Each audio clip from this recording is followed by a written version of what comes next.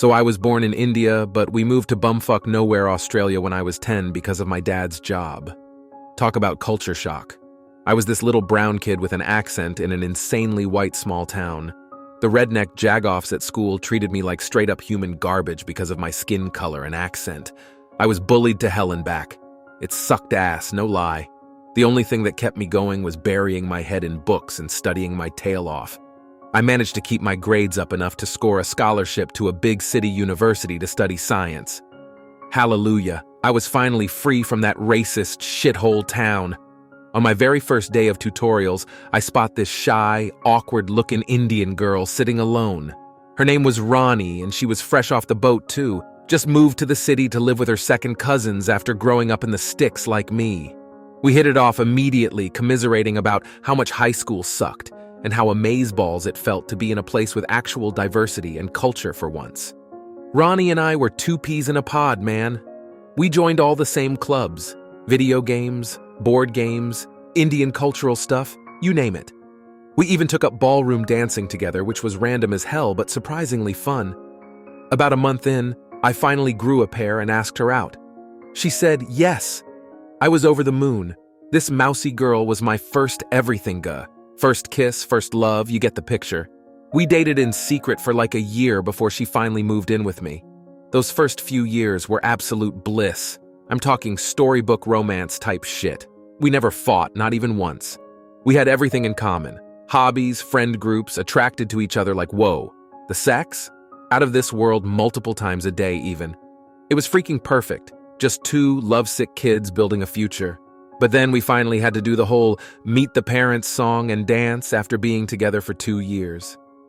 My parents are pretty conservative Muslims, but they were just happy I had found a nice Indian girl they could relate to. Rani's parents, though, holy hell, they were psycho-controlling asshole. Anyways, turns out Rani had been low-key trash talking me to Earl for like a year about my weight loss, and how insecure it made her feel. Earl even confessed his love for Rani a couple times in the messages, which she shot down at first. But then 2 weeks prior, the messages showed they hooked up and Earl was pressuring Rani to break up with me because of their mistake. I felt my blood pressure spike through the goddamn roof reading that shit, no lie. I packed up and moved my shit out immediately to crash at a buddy's place.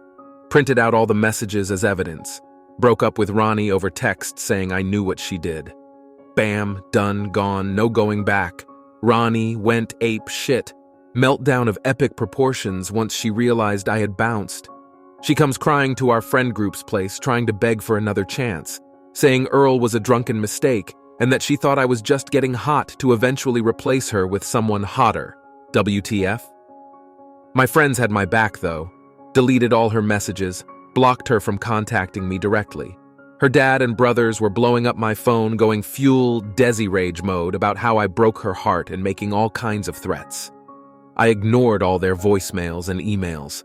Instead, I wrote out this long-ass message explaining the situation from my side and attached screenshot proof of Rani's cheating messages. Sent it to both my parents and her whole family, spilled all the deets so they knew the real score. An hour later, Rani's dad calls me personally apologizing profusely. Straight up offered me cash and said he'd come beg me in person to take her back. I was like, hell no. This ship has sailed, my friend. Wished them the best, but said I wanted zero contact from then on out. A week later, I hear through the grapevine that Rani's family pulled her ass back to their small hometown and made her drop out of university. She didn't graduate on time, so no med school apps that year. When she finally went back a year later to finish her degree, she failed out completely. She ended up jobless at home for ages before landing some retail gig. From what I've heard, she's now a straight-up bowling ball body-wise from putting on so much weight from the depression spiral. Her family also got ostracized hard by the local Indian community once word spread about her cheating ways, so there's that too. So there I was, newly single and heartbroken, but determined to focus on getting into med school. I moved to another state for the program and tried to put Rani in the rear view. That's when this awesome new chapter opened up. A bunch of Indian family friends in the area reached out asking if I could tutor their kids in science and academics. One of the students I tutored, let's call her Amina, just completely blew me away from day one. This girl was stunning. Glowing smile, warm presence lit up any room she walked into, but beauty was just the surface level with her. Amina was truly one of a kind, let me tell you. Sure, she was a straight-up smoke show looks-wise, but what really made her special was her heart of pure gold. This girl had a gentle, caring spirit that just resonated with me on a deep level. Amina was constantly volunteering and giving back to the community, not because it would look good on her med school apps, but simply because she got genuine joy from helping others. No bullshit, no ulterior motives. She just wanted to make the world a little bit better. I'd never encountered someone so kind-hearted and selfless before. The more I got to know the real Amina through our tutoring sessions, the harder I fell for her. Those feelings just kept building and building until I knew I had to shed the student-teacher formalities and shoot my shot romantically. After like a year of working together, I finally grew a pair and asked her out on a proper date. To my surprise, Amina turned me down flat, but not for the cliché reason you'd expect. She let me down easy, explaining that while she was incredibly flattered and did have feelings for me too, her Muslim faith and upbringing meant she could only pursue relationships through an arranged marriage setup. At first I was crushed, thinking I had blown my only chance with this amazing woman over something as antiquated as an arranged marriage. But then the devious little gears started turning in my head. If Amina wanted arranged, then arranged is what she would get. Amina explained that while she really liked me too, she came from a very religious Muslim family. As part of her faith, she wanted to have an arranged marriage like her parents and grandparents. She wouldn't be able to just date casually. I was crushed at first, but then the gears started turning. If an arranged marriage was what Amina wanted, then damn it, I was going to get arranged with her. I looped my parents in on this plan, and before I knew it, they were connecting with Amina's parents to get the whole process started. Both families agreed that Amina and I could have an engaged courtship for the remaining 2 years until we both finished school, and then we'd get married for real.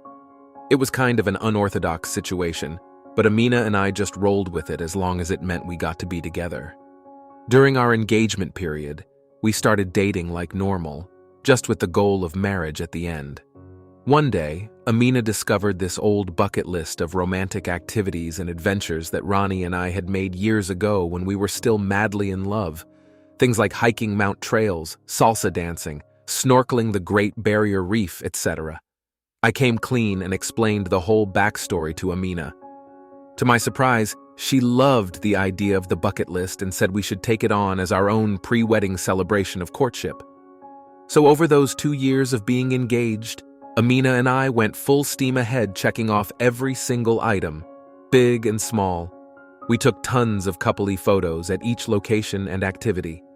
Amina lovingly put together this insanely detailed scrapbook, capturing all our memories and adventures. It was such a special experience for both of us. A couple months before our official wedding day, Amina posted a digital version of our whole scrapbook journey on Facebook to share with friends and family. I guess Rani somehow caught wind of it, because soon after, she slid into Amina's DMs in an absolute rage. Rani went full Psycho X mode, accusing Amina of stealing her idea and ripping off the romantic bucket list that was supposed to be for Rani and I. She was leaving these insane vitriolic messages about what a terrible person Amina was. Oh, but Amina was not having it. She fired back, saying Rani was the awful one for cheating, and that I was hers now. Bucket list memories and all. Reading that I had moved on and was marrying someone else must have been the final breaking point for Rani's mental state, because after that exchange, she ended up having a full-blown breakdown. Rani's family had to put her on psychiatric hold for like 3 weeks to get her stabilized. Can you imagine? Feeling guilty yet, Rani? So after Amina dropped that arranged marriage bomb on me, I knew I had to act fast before some other guy came along and scooped her up through the traditional route. I looped my parents in and they were totally on board. My mom has been low-key trying to set me up for years at this point. They reached out to Amina's parents to feel things out, see if an arrangement between myself and their daughter was even an option they'd consider. To my utter relief and delight, her family was extremely receptive to the idea of matching Amina with me. From what I gathered, they had done some background checking on me through our community connections and Indian uncle hotline. Amina's parents loved that I came from a respectable family, had a solid career path ahead of me in medicine, and seemed like an all-around good kid who could provide well for their daughter. The fact that Amina and I already knew and liked each other from the tutoring was a major bonus. So it was settled. Amina and I would have a formalized engagement and courtship period for the remaining 2 years we each had left of school. Then once we graduated, we'd go ahead and make it official with an actual wedding ceremony and marriage. Kind of felt like I was putting the cart before the horse, but if that's what it took to lock it down with Amina, I was down. The courtship period was ... interesting, to say the least. Basically, we dated like any normal couple, going out for dinners, movies, you name it. But with the undercurrent of, oh yeah, and we're gonna be husband and wife once this is over. Ever had relationship dialogue like that? Wild stuff. One thing that made those 2 years extra special was when Amina discovered the handwritten bucket list of romantic activities and adventures I had made with my ex-fiancée Rani back when we were still deliriously in love. You know, stuff like taking a ballroom dancing class, hiking mountain trails, salsa dancing, snorkeling the Great Barrier Reef, and all that cutesy crap. When I came clean to Amina about the list's origins and my history with Rani, I expected her to think it was weird or be upset, but she absolutely loved the idea. Amina thought it would be so fun and meaningful for us to go down that bucket list together, making all those romantic memories as an engaged couple before our marriage. So that's exactly what we did. Over those next 2 years, Amina and I went buck wild, crossing everything off the list one by one. We tangled up in ballroom dancing classes, explored hidden hiking trails, made out during cheesy salsa lessons. You get the idea. Everywhere we went, Amina insisted on taking a million couple photos to document the memories. By the time our wedding finally rolled around, she had put together this crazy, detailed scrapbook with pictures, stubs, and mementos from every single activity and adventure we experienced together. Seeing it all compiled in one place, this visual representation of our love story ... it was emotional as hell. So anyway, a couple months before our actual wedding day, Amina decided to share her scrapbooking masterpiece on Facebook for all our friends and family to enjoy with us. I should have known that was going to stir up some major drama. Next thing I know, I'm getting frantic messages and calls from Amina saying my psycho ex Rani has struck again. Turns out Rani saw the scrapbook photos on Facebook and absolutely lost her goddamn mind with jealousy and rage. Rani was leaving these insane messages for Amina, accusing her of stealing her romantic bucket list ideas from when Rani and I were engaged. She was calling Amina all sorts of horrible names, saying she was a terrible person for going along with my idea, as if I was some sort of mindless romantic robot who couldn't come up with gestures for his new partner on my own.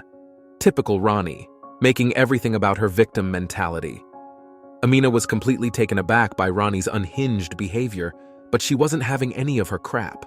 She fired back at Rani in the bluntest way possible, calling her out for being the true awful person who cheated on me and threw away our relationship. Amina rubbed it in that I was hers now, and the romantic scrapbook was our idea to make new memories together before our marriage. I could only imagine how absolutely gutting it must have been for Rani to read those messages from Amina, to have confirmation that her worst fears came true. The guy she cheated on and lost was madly in love and preparing to marry someone else, someone better. Rani always did have a flair for the dramatic, so it wasn't too surprising when she responded by threatening to take her own life. Next thing I know, Amina's calling me in a panic because Rani's family had to Baker act her and put her on psychiatric hold for nearly a month. Could you imagine being that unraveled over an ex's new relationship? Yikes. Part of me felt a twinge of guilt for possibly being the catalyst to her mental break, but the larger part thought, oh well, karma's a bitch, and moved on. That whole debacle was the talk of the Indian community grapevine for weeks. Rani's family was undoubtedly humiliated and horrified that she caused such a public spectacle. I heard through the auntie lineage that she ended up having to move back in with her parents, lost all her friends, and fell into a deep depression after being institutionalized. While I felt bad for her circumstances, I had also done a lot of personal healing and wasn't haunted by anger towards her anymore. I had my justice. That roller coaster of emotions was still fresh when Amina and I finally made it down the aisle and said our vows 2 months later. Our wedding night was, well, you cannize your imagination there. Let's just say it was worth the wait and religious formalities. We were both deliriously happy and looking forward to our fresh start as newlyweds. About a year into our wedded bliss, we started trying to conceive our first child together. We both wanted a big family someday. During one of Amina's brutal ovulation stints, my dad called out of the blue with some interesting tea to spill. Apparently, one of his old university buddies from another city had reached out because he was helping to arrange a marriage for his son, a new age-old tradition. This friend had been vetting potential brides for his son through their community's auntie network, as one does. And you'll never guess whose name came up as an idea at one point. Freaking Rani! Her parents had the audacity to put Rani's name out there exploring possible rishtas, marriage arrangements for her, not even a year after her total breakdown following my wedding to Amina. After everything that went down, they wanted to try and marry off their unwell, unstable daughter like nothing major had happened. Absolutely shameless. When my dad's friend did some deeper digging into Rani's background, referencing the details of her cheating scandal that rocked our Indian community years prior, he obviously ran far away from that match. He profusely thanked my father for the heads up and said he would make sure to warn others about Rani's disturbing history. One more well-deserved falling for her. So in a way, Rani's grand act of selfishness and betrayal lived on to haunt her for years and years after the fact through the Indian community's dense gossip chains. Her reputation and marriageability had been nuked to rubble. Meanwhile, Amina and I were thriving, deliriously happy in our new chapter together. We had been through so much, but the end result was absolutely worth it all. As for Amina and me, we've been married for a little over 2 years now, and let me tell you, it's been absolute bliss. The kind of fairy tale love story you hear about but never expect to experience yourself. After all the blood, sweat, and tears it took to get here, we've both learned not to take a single moment for granted.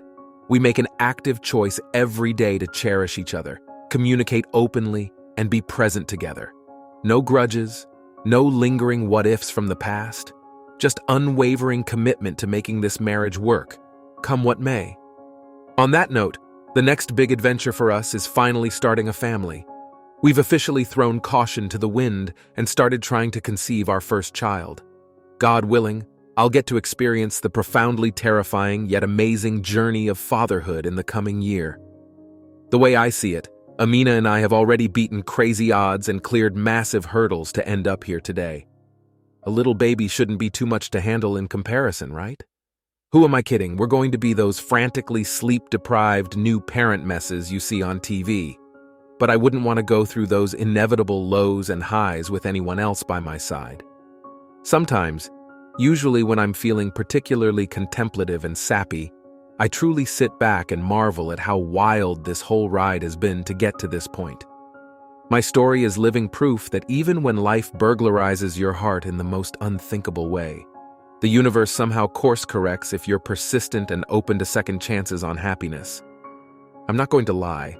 There was a long period after Rani where I carried a fair amount of resentment, anger, and just jaded skepticism about love. I genuinely thought I had experienced my life's one true fairy tale, only to have it turn into a nightmare seemingly overnight through no fault of my own. Those scars and trust issues ran pretty damn deep for a while after having my heart shattered into a million pieces. But then, Amina came into my life.